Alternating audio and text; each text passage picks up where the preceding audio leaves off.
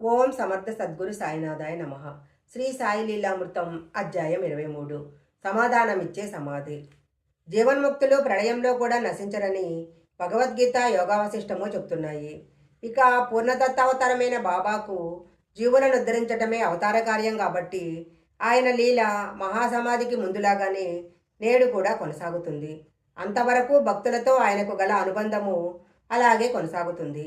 కాకా మహాజనికి నవంబర్ 13, 1918న స్వప్నంలో సాయి కనిపించి, నేను సమాధి చెంది నెల అయింది, మాసిక పూజ చెయ్యి అన్నారు. అతడు నిద్రలేచి చూస్తే ఆ మాట అక్షరాల నిజమైంది. ఆ రోజు అతడు సాయిని పూజించి కాకా దీక్షిత్ ప్రధాన్ హేమత్ బంతులకు భోజనం పెట్టాడు. అలాగే నాగేష్ అనే భక్తుడు సమాధి పక్క గదిలో నిద్రించేవాడు. అప్పుడప్పుడు అతనికి తోటివారికి సమాధి నుంచి రకరకాల సంగీతం వినిపిస్తూ ఉండేది. అంతటితో వారు ఆ గదిలో నిద్రించటం మానేశారు. కేకే ప్రధానకు అనేక సార్లు గురుస్థానంలో సాయి భౌతికంగా దర్శనమిచ్చారు. ఒకప్పుడు తాచా తీవ్రమైన ఉబ్బసంతో బాధపడ్డారు. వైద్యుడు మందిచ్చి దానిని అంజీరా పండ్ల తీసుకోమన్నాడు. అది ఆ పండ్లు దొరికే సమయం కాదు. అది ఒకరోజు అతడు హారతయ్యాక ఇంటికి వెళ్తూ, ఇప్పుడు బాబా నన్ను పట్టించుకోవటం లేదా, ఇప్పుడు పండు దొరికే సమయం కాదు, ఏం చెయ్యాలి అనుకున్నాడు. ఆశ్చర్యము, తలుపులు తెరిచేసరికి పూజలో బాబా పటం దగ్గర అప్పుడే కోసిన అంజీరాలు 14 ఉన్నాయి. ఒక చైత్రమాసంలో దాసగుండు షిరిడీలో 17 రోజులు హరికథ చెప్పాడు. ఒకరోజు బాబా పాదాల నుంచి గంగా యమున జలాలు వచ్చిన లీల విని కొందరు భక్తులు నమ్మలేదు. చిత్రము, నాటి నుంచి కొన్ని రోజులు సమాధి పడమర అంచు నుంచి సన్నని దారల నీరు కారింది. అదెక్కడి నుంచి వస్తుందో ఎవరికీ అర్థం కాలేదు. సాయి దేహంతో ఉన్నప్పుడు అతి చనువు వలన వారిని చాలినంత భక్తి శ్రద్ధలతో పూజించలేకపోయానని శ్యామ పరితపించాడు. ఆయన ప్రసాదించిన ఊది పొట్లము ప్రాణపదంగా పూజలో పెట్టుకున్నాడు. అతడు ఒకసారి బొంబాయి వెళ్ళినప్పుడు ఒక రాత్రి బాబా కలలో కనిపించి, నేనిచ్చిన ఊది పొట్లం రోడ్డు పక్కన చెత్త కుండీలో ఉంది, త్వరగా వెళ్ళు అని హెచ్చరించాడు. శ్యామ ఇల్లు చేరి చూస్తే పూజలో ఆ పొట్లం లేదు. ఇల్లు సర్దటంలో దానినెవరో తీశారు.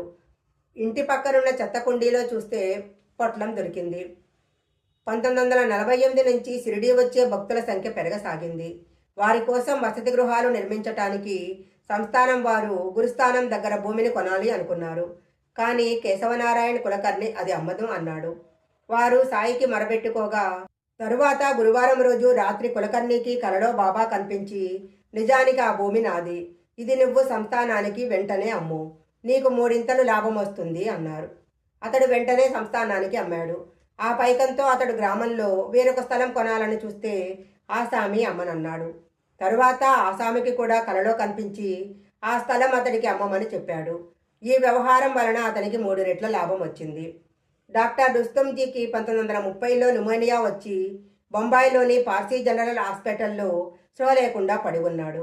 ఆ మైకంలో అతనికి ఒక ఫకీరు కనిపించి, నేనెవరో తర్వాత నీకే తెలుస్తుంది అని ఒకసారి అతని మంచం చుట్టూ తిరిగి అదృశ్యమయ్యారు. తరువాత డాక్టర్లు అతనిని పరీక్షించి అతడు ఆరోగ్యంగా ఉండటం చూసి విస్తుపోయారు. తనను కాపాడిన ఫకీరు ఎవరా అని అతడు ఆలోచిస్తూ ఉండేవాడు. ఒకసారి బస్సులో సాటి ప్రయాణికుని దగ్గర ఒక పుస్తకంలో బాబా పటం చూశాడు. తనను కాపాడింది ఆయనే అని గుర్తించి వారి చరిత్ర పారాయణ పూజ ప్రారంభించాడు. అతనిని 1949లో సాయి సంస్థానం వారు షిరిడీలోని ఆసుపత్రిలో నియమించారు. ఒకప్పుడు ఇతని భార్యకు కళ్ళ జబ్బు వచ్చింది.